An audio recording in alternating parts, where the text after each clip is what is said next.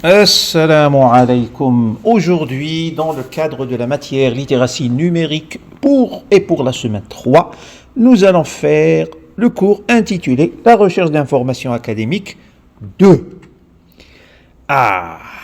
Aujourd'hui, on passe au niveau supérieur de la recherche académique. On va voir les supermarchés des bases universitaires, la boutique des spécialistes. Là, nous allons essayer de trouver, de reconnaître et d'utiliser les bases les plus fiables en milieu académique. Le portail documentaire, l'environnement numérique de travail par excellence, c'est votre QG en ligne. Exemple, faire une recherche sur la didactique du FLE, par exemple, ou enseignement du français langue étrangère, votre environnement numérique de travail est de reconstituer, de rassembler une bibliothèque, accéder à des livres par rapport à la francophonie, à la didactique du FLE, à l'enseignement du français en Algérie, etc. C'est-à-dire, il faudra chercher tous les éléments, tous les documents, tous les ouvrages, toutes les références, toute la cytologie qui soit crédible en milieu académique. Donc, où chercher?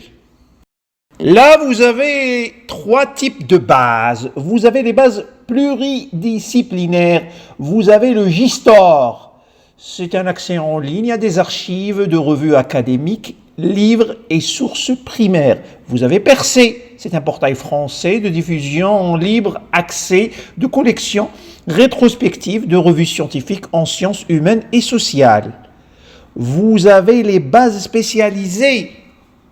Les bases spécialisées, vous avez le CAIRN, plateforme numérique francophone de publication en sciences humaines et sociales en accès payant et libre. Vous avez Érudit, c'est une plateforme numérique canadienne francophone de revues scientifiques en sciences humaines.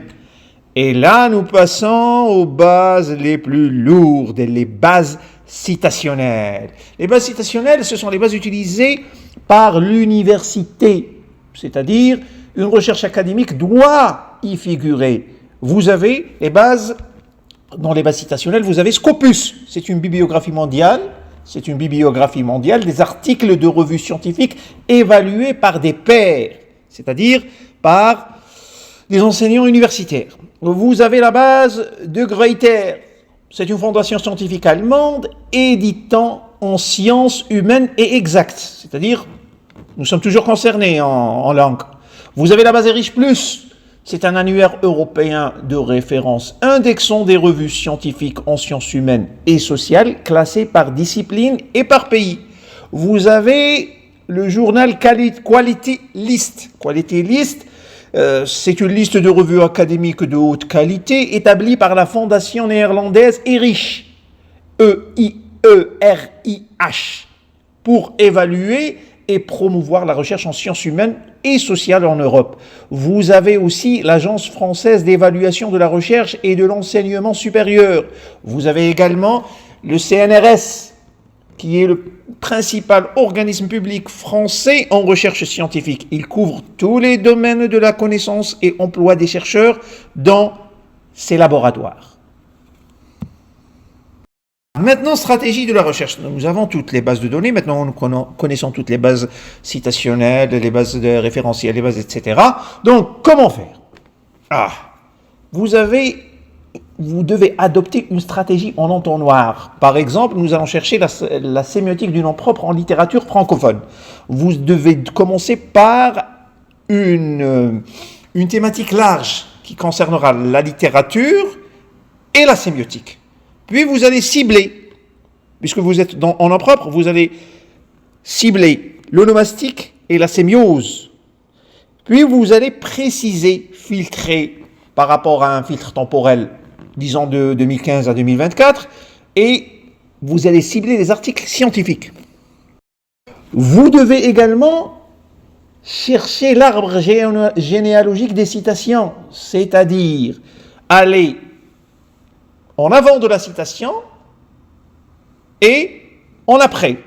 Ce qu'on appelle le backward chasing, en avant, ou recherche des origines de l'article, c'est-à-dire faut lire la bibliographie de l'article fondateur, c'est-à-dire où est-ce qu'il est allé chercher son approche, sa logique, sa problématique, son corpus. Donc, aller à la génétique de l'article, c'est-à-dire est-ce que c'est un article fiable, et vous avez également le forward chasing, ou la recherche des projections, c'est-à-dire trouver qui a cité cet article. Pourquoi ? Parce que les origines de l'article, les prémices de cet article, la genèse de cet article, va vous donner la valeur, c'est-à-dire s'il s'est basé sur un socle d'études établies, d'études fiables empiriquement, d'études académiques ou une simple réflexion. Pour la projection, vous allez chercher qui a cité. Est-ce que cet article a été assez cité ? Généralement en sciences humaines, on n'a pas un coefficient de citation assez élevé, mais un indice de citation assez élevé, mais on a surtout l'origine de l'article, c'est-à-dire est-ce que c'est une recherche fondée ou non. Donc il faut partir des références. Par exemple, en didactique du FLE, nous pouvons chercher les références de la pédagogie du FLE et trouver son influence. Est-ce que cet article a été appliqué sur le terrain ? Alors, comment chercher ? Il faut chercher en mots-clés. Il faut toujours taper les mots-clés, c'est-à-dire par rapport à une liste de descripteurs, par rapport à la sémiotique, vous utilisez un vocabulaire spécialisé en linguistique textuelle, onomastique, analyse du discours, sémiose. Il faut utiliser les mots-clés de votre thématique, de votre thème. Sinon, vous n'allez pas trouver ce qui est en relation avec votre recherche. Maintenant, comment utiliser ces bases de recherche une fois retrouvées, une fois notre bibliographie établie, notre bibliothèque réunie? Comment faire pour recevoir les notifications, c'est-à-dire pour que ces bases vous appellent à chaque fois, vous disent comment chaque semaine, d'une façon cyclique, chaque semaine, chaque mois, chaque année, recevoir les notifications des parutions de revues, d'ouvrages, d'articles nouveaux. Comment ? Eh bien, on va voir cette application. Donc, on s'inscrire à Érudit. C'est très simple. Donc, nous avons pris l'exemple du site de la base Érudit parce que je n'ai pas de compte, je vais créer un compte sur Érudit, tout simplement. D'accord ? Donc, vous êtes sur le site. Vous allez partir directement vers le bas du site, non ? Vous voyez ici, partons vers le bas du site, et là, tout en bas, ici, je vais introduire ici mon email et je vais m'inscrire. Donc, ici, je choisis la langue française, l'adresse courriel, format préféré, je préfère le texte. Donc, autorisation. Merci, précisez votre courrier. Souhaitez-vous recevoir ? Je dois recevoir, d'accord ? Recevoir les notifications, c'est-à-dire une fois une nouvelle revue va paraître ou une nouvelle publication, un nouvel ouvrage. Donc, je vais choisir l'actualité. Donc, une fois par mois. Et je vais m'abonner. C'est aussi simple que ça. Donc, Érudit veut confirmer, si je ne suis pas un robot, confirmer que vous êtes une vraie personne et non un robot. Je vous assure que je ne suis pas un robot. De l'espace. Venu de l'espace. Je suis un robot venu de l'espace. Donc, please. Je ne suis pas un robot. Donc, s'abonner à la liste.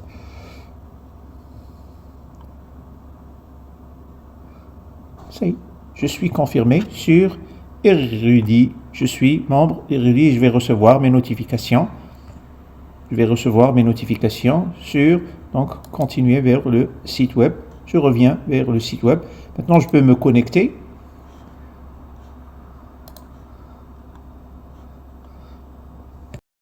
Bon, maintenant pour Scopus, comment faire? On va créer un compte, donc on va sur le site de Scopus, create an account, je vais entrer mon autre email, je vais continuer, je vais mettre mon nom de famille et un mot de passe. Dans le mot de passe, donc choose a unique password with minimum 8 characters. Include at least one number, a mix of lowercase and uppercase letters, and one symbol to make your password strong. Donc, au moins 8 caractères avec des majuscules et des minuscules et au moins un chiffre et un caractère spécial. C'est ça. Normalement, c'est ça. Donc,